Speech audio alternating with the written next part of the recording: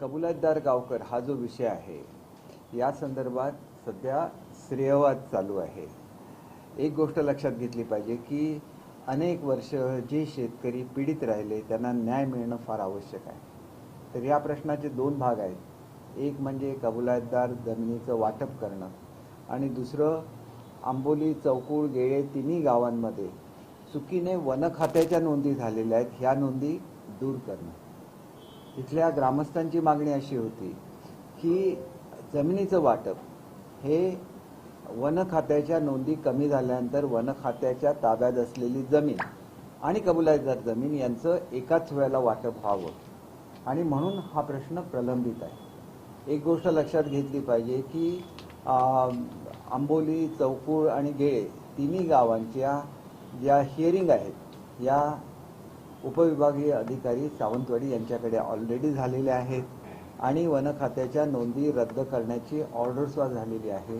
ह्याला आता शासनाची परवानगी लागेल आणि ह्या शासनाची परवानगी देण्याची प्रक्रिया सुरू आहे। या संदर्भात मी वनमंत्री आणि वन सचिवांची भेट घेतलेली आहे। या संदर्भात मी या खात्याचे मंत्री, महसूल खात्याचे मंत्री आदरणीय बावनकुळे साहेब यांची भेट घेतलेली आहे आणि लवकरच त्यांनी कोऑर्डिनेशनची मीटिंग सुद्धा लावण्याचं मान्य केलेलं आहे। दरम्यानच्या काळामध्ये गेळेच्या संदर्भात काही गैरसमज निर्माण करण्याचा प्रयत्न केला जातोय। याबाबत मला स्पष्टपणे सांगायचं की मला कोणालाही दोष द्यायचा नाही। प्रत्येकजण श्रेय घेण्याचा प्रयत्न करतो, पण मुळातच जमीन वाटपाचा निर्णय शासनाने घेतला नसता तर जमीन वाटता आली असती का?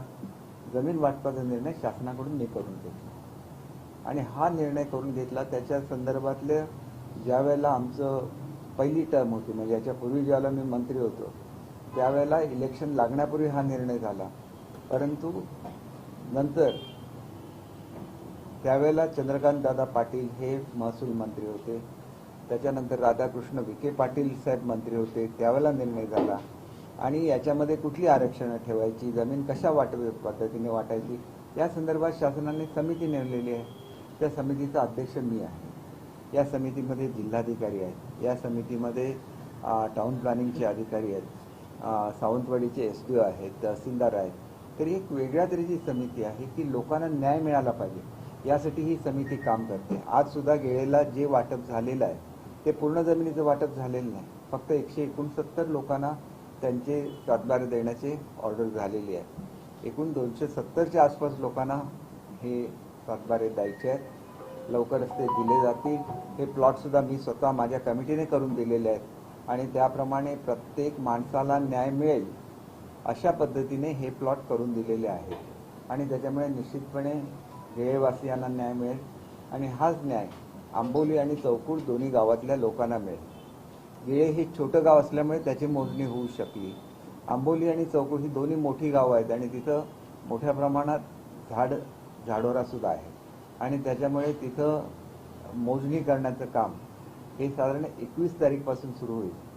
त्याच्यासाठी मी आमदार निधीमधून रोव्हर मशीन घेऊन दिलेले आहेत आणि शासनाकडे इतर ठिकाणी ज्या रोव्हर मशीन उपलब्ध होत्या त्यासुद्धा डिपार्टमेंटला उपलब्ध करून देण्यात येत आहेत। एकदा हे झालं आणि वन खात्याचा प्रश्न मिटला की वन खातं ज्या ताब्यात गेलेली वन खात्याच्या ताब्यात ती गेलेली नाही, ती अनिर्णित क्षेत्र आहे, ती जमीन अधिक कबूलातदार गावकर जमीन दोघांचे वाटप होईल। या ठिकाणी जमिनीला वनसदृश्य असा शेरा आहे, तिथं त्याचा स्टेटस बदलत नाही जमिनीचा, त्याच्यावर वनसदृश्य ॲक्टिव्हिटीजच करायला लागते आणि ह्याची सगळ्याची कल्पना मी लोकांना दिलेली आहे।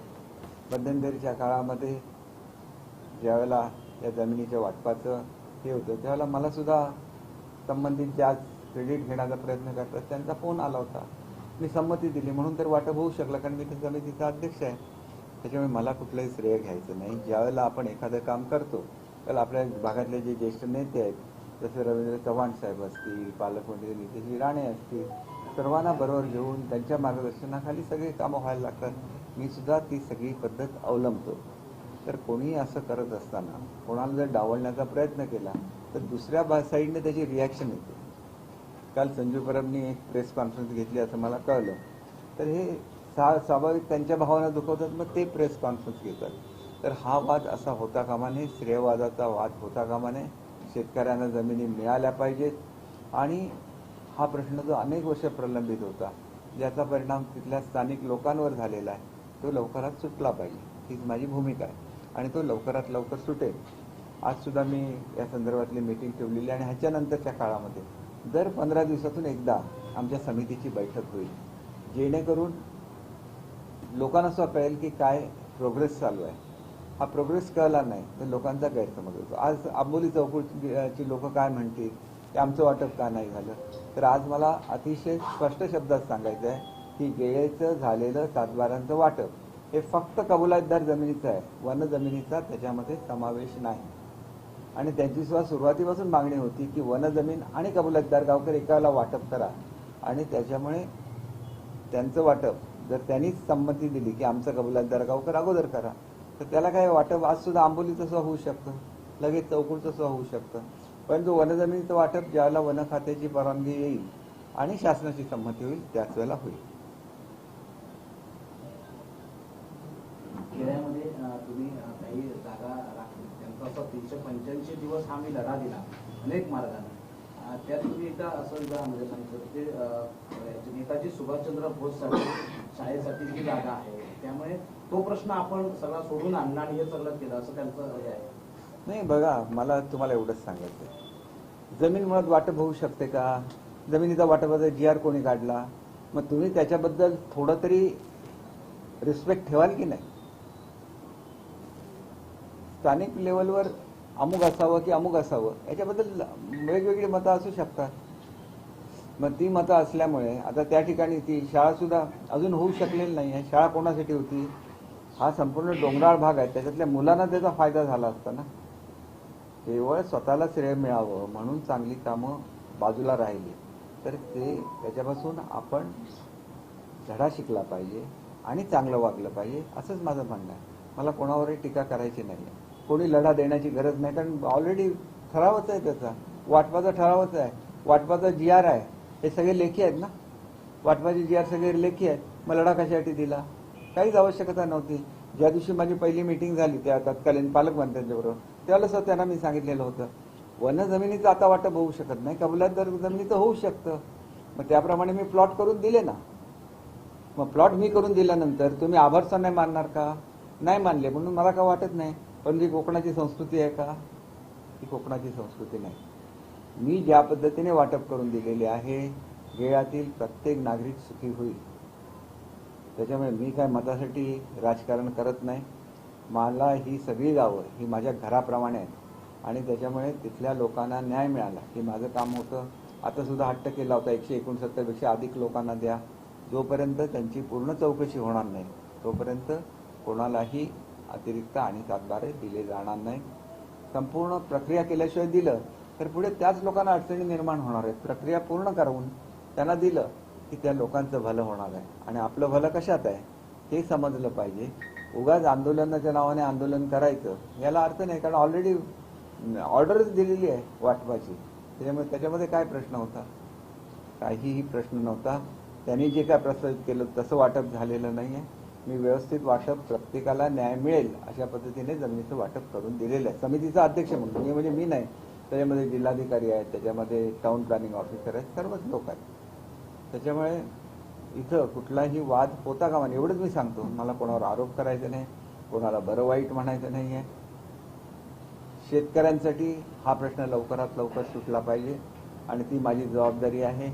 प्रांतांचं जे जिल्हाधिकाऱ्यांना जे अधिकार शासनाने दिलेले होते त्याप्रमाणे निर्णय झालेला आहे आणि वन खात्याची नोंद वगळण्याचा निर्णय झालेला आहे. त्याला शासनाची परवानगी मिळाल्यानंतर सुद्धा एकच गोष्ट मला सांगायची आहे की सुप्रीम कोर्टाचा आता एक निर्णय झालेला आहे आणि वनाच्या कुठल्याही नोंदी त्या ठिकाणी ज्यावेळेला काढायच्या असतील त्यावेळेला चीफ सेक्रेटरींच्या अध्यक्षतेखाली एक समिती नेमलेली आहे. त्याच्यामुळे वेगवेगळ्या डिपार्टमेंटचे सचिव आहेत, या समितीच्या समोर सुद्धा आम्हाला जायला लागेल आणि ह्याचं सातत्याने फॉलोअप माझ्याकडून चालू आहे. तुम्ही समितीचे अध्यक्ष आहात, खरोखरच अशी जमीन वाटप सुरू प्रक्रिया कालपासून सुरू झाली आहे का? ही पूर्वीच आहे. काय झालेलं आहे की ही खरं तर अगोदरच 3-4 महिने झाली असती, परंतु त्या ठिकाणवरून जो आपला शक्तीपीठ महामार्ग आहे हा महामार्ग जात असल्यामुळे त्याच्यामध्ये काही बदल करायला लागले म्हणून ते आता झाले. त्याच्यामध्ये काही चुकीचं असं नाही. मला जर थांबायचं असं मी थांबवू शकलो असतो ना. मी थांबवलेलं नाही. मला फोन आला होता. पूर्वी 5 एकर जमीन देणार असं निर्णय झालेला होता काय आणि आता ती 50 गुंठ्यावर आलं काय शेतकऱ्यांसाठी? नाही, असं आहे बघा की शक्तीपीठ महामार्ग जात असल्यामुळे गेळे छोटं गाव आहे. तो गेल्यानंतर जेवढी जमीन राहील, मी तत्व एकच केलं शासनाकडून सुद्धा मान्यता घेत असताना, जेवढी जमीन आहे त्याच्यामध्ये शासनाच्या वापराला जेवढी जमीन लागते ती वगळून सर्व जमिनीचं वाटप हे समप्रमाणामध्ये ग्रामस्थांना करायचं आणि त्याच प्रमाणामध्ये होईल. त्याच्यासाठी चौकशीची वेगळी कमिटी नेमलेली आहे, आंबोलीला वेगळी कमिटी आहे आणि ह्या लोकांना विश्वासामध्ये घेऊनच तिथले सरपंच आहेत, उपसरपंच आहेत, सर्वांना विश्वासामध्ये घेऊन हे वाटप होईल. तुमचे वाटप करते तुम्ही तिथे जाणार का गावात जाऊन त्यांना सांगणार का आवश्यकता आहे मला? हे बघा, हे सगळं शासकीय अधिकाऱ्यांनी करायची कामं आहेत, ही आमदारांनी करायची कामं नाही आणि ही क्वासी ज्युडिशियल प्रोसेस असते. उद्या कोणाचा वारस कोण आहे हे ठरवायचं कसं आहे? हे शासनाची ठरलेली क्वासी ज्युडिशियल पद्धत आहे.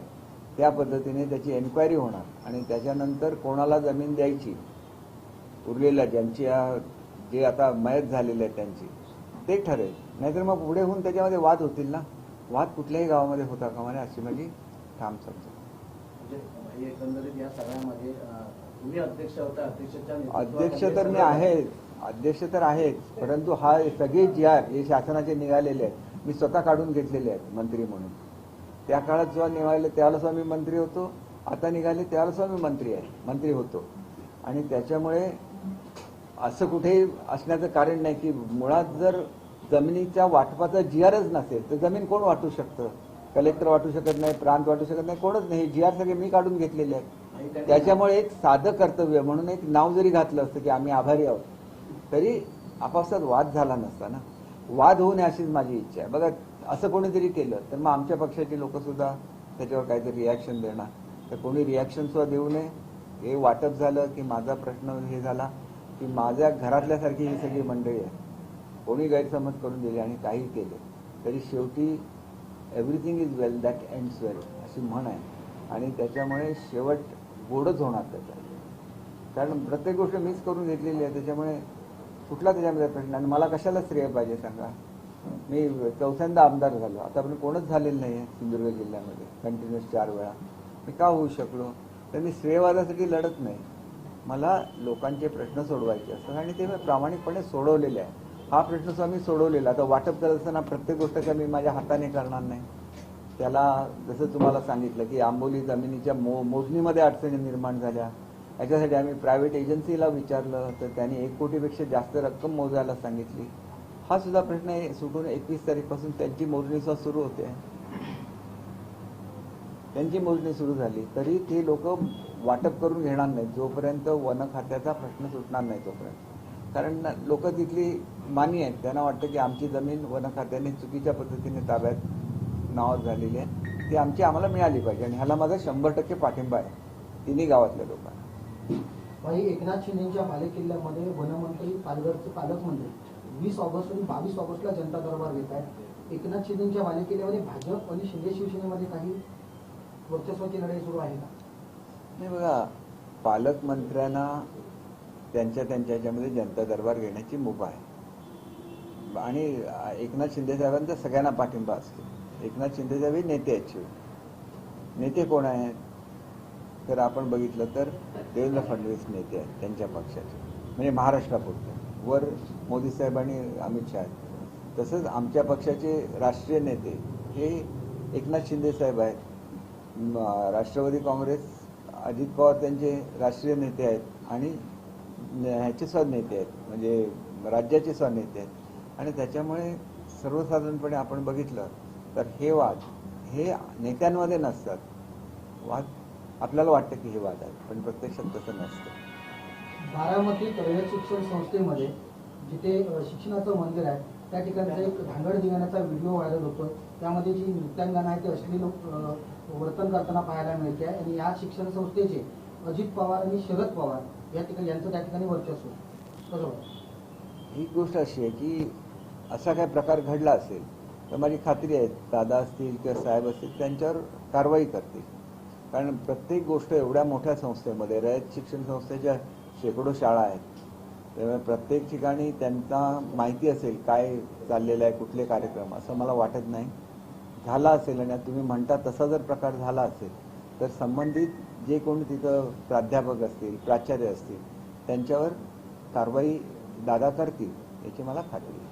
बेस्ट पतसंस्थेच्या निवडणुकीपूर्वी आर्थिक गुन्हे शाखेने 21 संचालकांना नोटीस पाठवल्या होत्या. त्यानंतर आता सरकार समृद्धी पॅनलकडून पैसे वाटल्याचा आरोप संदीप देशपांडेंनी केला. बघा, निवडणुकीमध्ये आरोप केले जातात. निवडणुकीमध्ये जिंकणं हरणं हे महत्वाचं असतं. आरोप तर होत राहतात. हरलेला मनुष्य नेहमी म्हणतो की अमुक कारणामुळे मी हरलो, तर त्याला काही अर्थ नसतो. नाचता येईना अंगण वाकडं असं एक म्हण आहे, तसं ते आहे.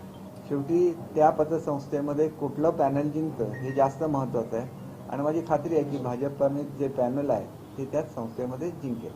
भाई, चौकुळ आंबोलीप्रमाणे वन जमिनीचा प्रश्न अद्यापही गैरमध्ये तसाच प्रलंबित आहे, तो सुटला नाही आणि त्या जमिनीचं वाटप झालं असं आपलं म्हणणं आहे काय? त्याचा वनाचा प्रश्न सुटलेला नाही आहे. एकत्र वाटप व्हावं हे त्यांचंच म्हणणं होतं, माझं म्हणणं नव्हतं. त्याच्यामुळे आज सुद्धा जर आंबोलीच्या लोकांनी सांगितलं किंवा चौकुळच्या लोकांनी सांगितलं की आमचं नुसतंच कबुलातदाराचं वाटप करा, तर ते लगेच होऊन जाईल. कारण ते कमी जमीन आहे, ती मोजणं सुद्धा सोपं आहे आणि त्याचं वाटप सुद्धा सोपं आहे. परंतु वनासकट जर वाटप करायचं असेल तर त्याच्यासाठी काही फॉर्मॅलिटीज करायला लागतील.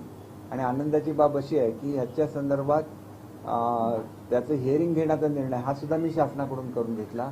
ते हिअरिंग झालेलं आहे आणि वन खातं हे चुकीने लागलेलं आहे हे त्या हिअरिंगमध्ये सिद्ध झालेलं आहे. विधान भवनाच्या प्रवेशद्वारात कार्यकर्त्यांमध्ये आमदारांच्या झालेली हाणामारी, सभागृहातील आमदारांमधील अमृतुमच्या घटनांमुळे लोकप्रतिनिधींचे सभागृहातील वर्तन सुधारण्यासाठी संसदेच्या धर्तीवर राज्य विधिमंडळाच्या सदस्यांसाठी नीतिमूल्य समितीची स्थापना करण्याची घोषणा करण्यात आली होती. या घटनेला 1 महिना पूर्ण झाला तरी अद्याप नीतिमूल्य समिती स्थापन करण्यात आलेली नाही. हा प्रश्न तुम्ही अध्यक्ष महोदयांना विचारला पाहिजे. तुम्ही चुकीच्या माणसाला विचारताय, कारण ते हायएस्ट सभागृह आहे. त्या सभागृहाच्या संदर्भात मी काही एखादं बाब बोलणं हे अयोग्य. भाई, त्याच दिवशी बावनकुळे साहेबांनी याच ठिकाणी पत्रकार परिषदेने सांगितलं की भाजप आणि सेनेमध्ये अशा कोणत्याही प्रकारच्या प्रवेशाचे काही ते होणार नाही आणि दोन्ही पक्षांमध्ये चांगलं हे आहे. पण दोडामार्गमध्ये आपल्या सेनेचे सरपंच उपसरपंचांना त्या ठिकाणी भाजपमध्ये प्रवेश पालकमंत्र्यांच्या हस्ते दिलेला आहे. ही कुठे आता पुन्हा एकदा वादाची चिंगी पडली आहे आपल्याला वाटतं? नाही, पालकमंत्र्यांना काहीतरी चुकीची माहिती दिली गेली असेल, कदाचित ते उबाठाचे आहेत अशी माहिती दिली गेली असेल, त्याच्यामुळे त्यांनी प्रवेश दिला असेल. मला असं वाटत नाही की शिवसेनेचे आहे जसं सांगितलं असतं तर पालकमंत्र्यांनी त्यांना प्रवेश दिला नसेल.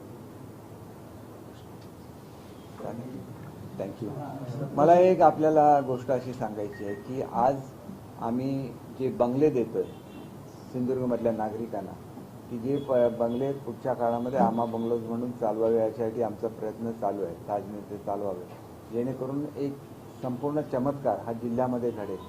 तर त्याच्या जो निधी आहे किंवा त्याचे चेक आहेत हे आज सदर ज्या कंपन्या आहेत त्यांना हस्तांतरित करण्यात येतील. त्याच्यामुळे आजपासून या योजनेचा शुभारंभ होतोय आणि बऱ्याचशा आमच्या योजना पूर्ण झालेल्या आहेत. माझा प्रयत्न राहील की मुख्यमंत्री किंवा उपमुख्यमंत्री कोणीतरी येऊन त्याचं लोकार्पण करावं. तर आज हा कार्यक्रम जिल्हा बँकेमध्ये आहे आणि त्याच्यामुळे निश्चितपणे 2 महिन्यामध्ये एखादा बंगला तयार होणं हा एक चमत्कार असल्यासारखा आहे. ही टेक्नॉलॉजी आम्ही जर्मनीमधून आणली आणि त्याच्यामुळे लवकरात लवकर पर्यटन हे प्रत्यक्षामध्ये सिंधुदुर्गमध्ये होऊ शकेल. आणि उद्या आमच्या जिल्हा प्रमुखांचा वाढदिवस आहे. संजू परब हे एक युवा नेतृत्व आहे आणि धडाडीचं नेतृत्व आहे. सातत्याने लोकांचे प्रयत्न सोडवण्यासाठी ते संपूर्ण खेडोपाडी फिरत असतात. तर त्यांना या वाढदिवसाच्या निमित्ताने मी हार्दिक शुभेच्छा देतो.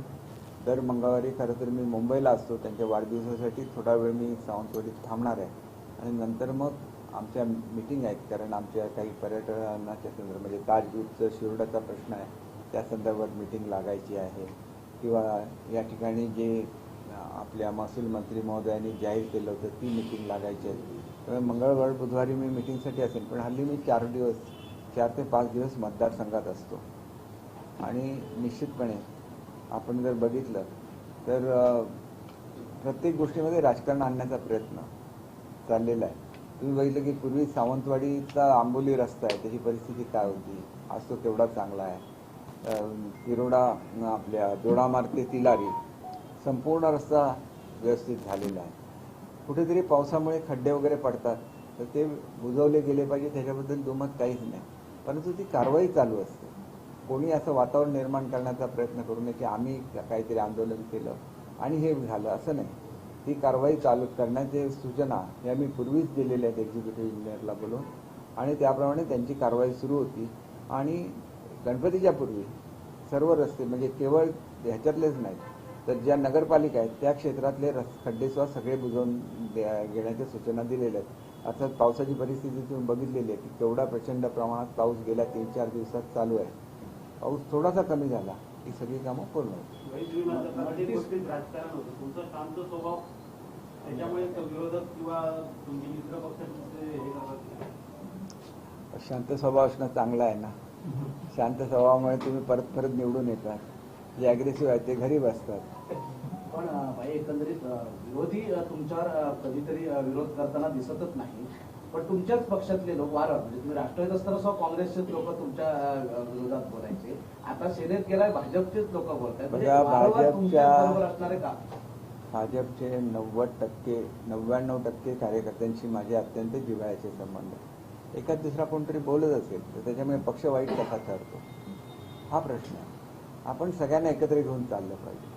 भाजपा मित्रपक्ष आहेत. माझे फडणवीस साहेबांचे अत्यंत जिव्हाळ्याचे संबंध आहेत. तर माझा आणि भाजपचा कधी वाद होऊ शकत नाही शिवसेनेचा.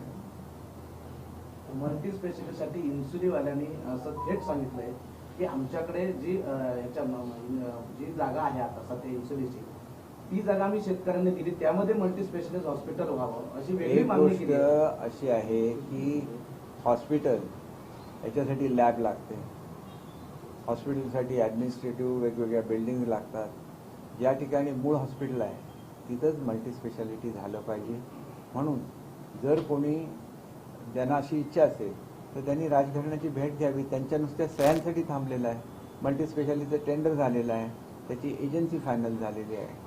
त्यांच्यामध्ये त्यांच्या सह्या फक्त होण्याच्या बाकी आहेत. सह्या झाल्या की ताबडतोब हे काम आम्ही दुसऱ्या दिवशी सुरू करू शकतो.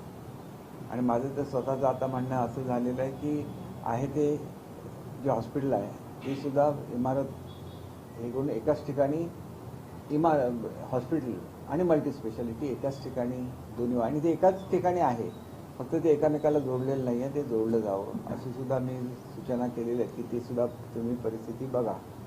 आणि कुठल्याही परिस्थितीमध्ये हॉस्पिटल हे शहरामध्येच असायला लागतं, कारण एसटी स्टँडपासून रिक्षाची सोय वगैरे सगळी असायला लागते. आणि त्याच्यामुळे शहरामध्ये हे हॉस्पिटल होईल. मी पुन्हा एकदा राजघराण्यातल्या सदस्यांची भेट घेतलेली आहे. त्यांच्या सह्या झाल्या की लगेच ह्याच्या कामाला सुरुवात होईल. ट्रॉमा केअर सेंटर मंजूर होतं, त्याचं काय आलं? ट्रॉमा केअर सेंटर त्याच्यामध्ये सगळ्या फॅसिलिटीज आहेत, परंतु त्याच्यामध्ये सेपरेट त्याला एक ऑपरेशन थिएटर लागतं. तर ह्या ऑपरेशन थिएटरचं मी एस्टिमेट करायला सांगितलेलं आहे आणि ते पैसे मी आमदार निधीतून देण्याचं मान्य केलेलं आहे. नरिमन पॉईंट येथील एअर इंडियाची आयकॉनिक जी बिल्डिंग होती ती राज्य सरकारने सरकारी कर्मचाऱ्यांसाठी 1,601 कोटींना खरेदी करण्याचा निर्णय घेतला होता. पण राज्य सरकारच्या विविध योजना असतील, त्यामध्ये लाडकी बहीण असेल, त्या योजनांमुळे राज्य सरकारच्या तिजोरीमध्ये खडखडाट असल्यामुळे ही जी प्रक्रिया आहे खरेदीची रखडलेली आहे. कसं पाहता? नाही, खरेदीची प्रक्रिया वगैरे काय रखडलेली नाही आहे. लवकरच एअर इंडिया बिल्डिंग ताब्यात येईल. कुठल्या खात्यांना त्याच्यामध्ये जागा पाहिजे, कारण खाती सगळीकडे विभागली गेलेली आहेत मुंबईमध्ये. त्याच्यामुळे ते गव्हर्नमेंटने माहिती मागवली आहे. त्या खात्यांना कुठल्या खात्यांना द्यायची हे शासन निर्णय घेईल. थँक्यू.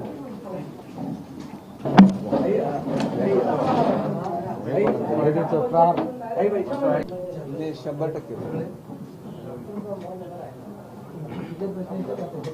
तुम्ही बघितलं पण ना, या प्रमाणामध्ये आपण लोकांपर्यंत योजना पोहोचवल्या, कोणीच पोहोचवू शकलं नाही. बघा ना, किती महिला काम करतायत, किती शेतकऱ्यांना गायी मिळाल्या आहेत. म्हणजे हे दुसरेच काहीतरी चालू असतं. हे जे पॉझिटिव्ह काम आहे याला जर प्रसिद्धी मिळाली आणि ठीक आहे, त्याला प्रसिद्धी मिळण्यासाठी स्थानिक प्रश्न पहिले विचारायला